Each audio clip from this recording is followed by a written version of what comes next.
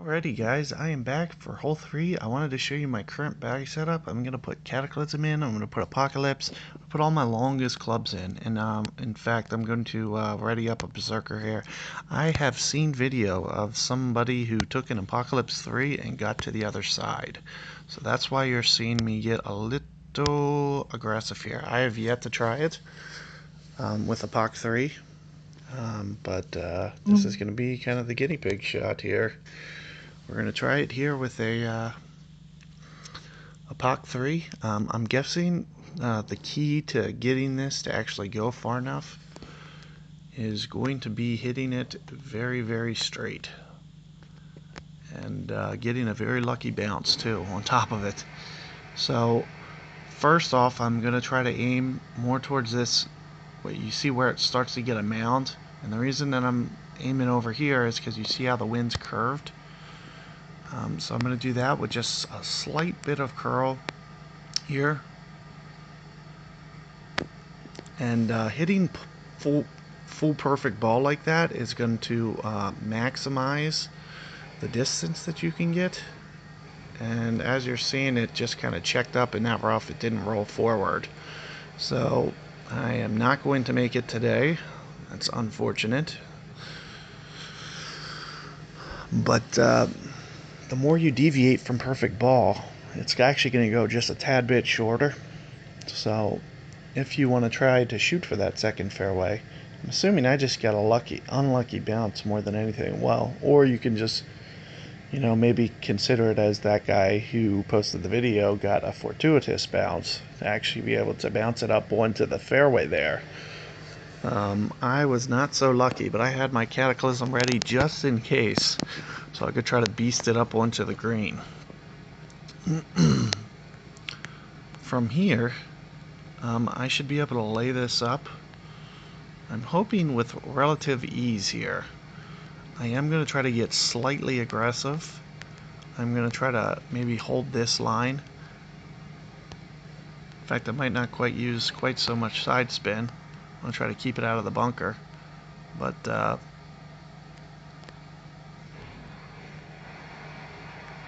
I'm not really going to do anything too funny here with my spin or anything. Or like power or anything. Perfect ball. Let's see if I can't just thread it up through there. Otherwise it's going to be another nirvana for me. And you see I was able to thread it up through here. The goal for me was to, get it up here safely. Hopefully as far as possible. And give myself a go to be able to make a hole in 3. This is the highly questionable hole for me. I think this is the hardest hole in the entire setup. For the majority of guys who don't have a lot of power. And as you see, there's kind of two ways to play it. You can lay back here. He's not going to be able to get his ball up to quite where I am. So it almost makes sense to just blast it. Like, why make yourself struggle back here if you could just blast it up there? So, I'm going to highly encourage you guys to replicate my shot. As you can see, that guy, probably 80 yards behind me. You can hit it up here to a thorn. Play more at max thorn. Here's max thorn. So I'm going to play maybe, this is about 2 per ring here. I don't know whether to go front door or use, I feel like maybe just go front here. I got to start moving though. So here, I'm thinking about 5 rings here.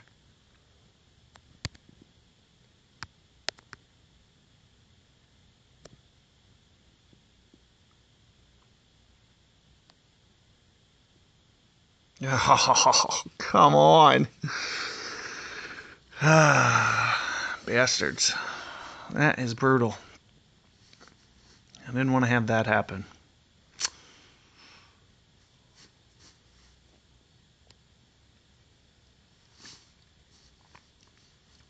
So a little unfortunate there. I have that bead sitting on the right edge like that. I do believe when you get up that close, it's probably best to go at it like that.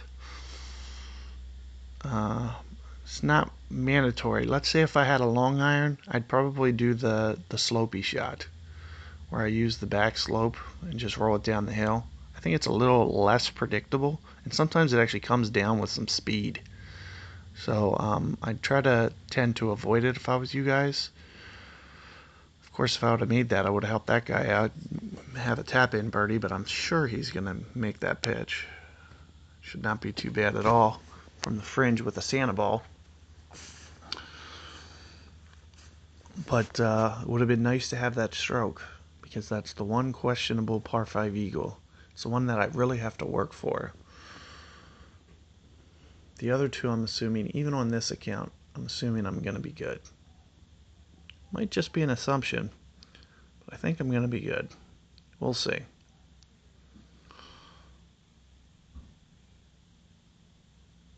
I know you have to play very cautious. Look at that. Nice little round bowl.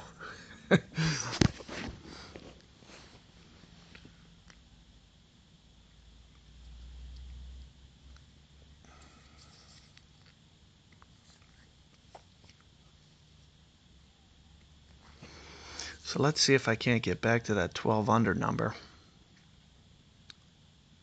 Maybe get hole 5, or did this guy just forfeit out? No, he didn't. That's the worst. We're on a shootout. He goes away for 15 seconds for whatever reason. I mean, I'm sure it's just Wi-Fi connection, but it just extends the time of this round unnecessarily. I'd be half tempted to forfeit, but I really need chess, especially of the Tour 9 variety. I haven't even played a tournament on Expert yet. I have not. This is the first time that I've been high enough in a division. I think I'm Expert 2 this week, I believe. Not 100% sure. Oh wow, I'm trying to think of my clubs here, and this is not going to be a gimme by any sense of the imagination here. I think I have a Cataclysm one. No backspin. This is going to be highly questionable if I can even stop this. Now these rings I know are about 2 per ring, but on the short end of this club I bet you it's going to play 3 per ring. So let me just go for this dumb shot real quick. See if I can pull it off. It's going to be close. Even if I pull it off, it might swing too far. So I'm going to count for 4 rings. Make sure 4 rings is still on the fairway, which it looks like it is.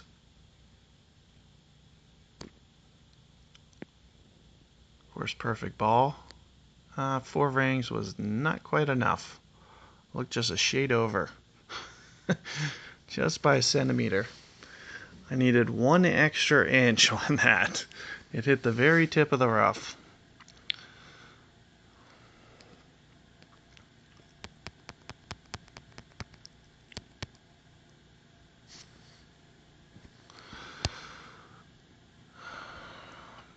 So I'm assuming had that hit the fairway, it probably would have rolled down the whole hill quite a bit, but I don't think it would have rolled down the hill outside of 8. So I probably would have had the win. So that win versus loss scenario was down to a fraction of an inch there. Now I am going to set up my bag for hole 4, and I will meet you guys on that next club for the next tee there.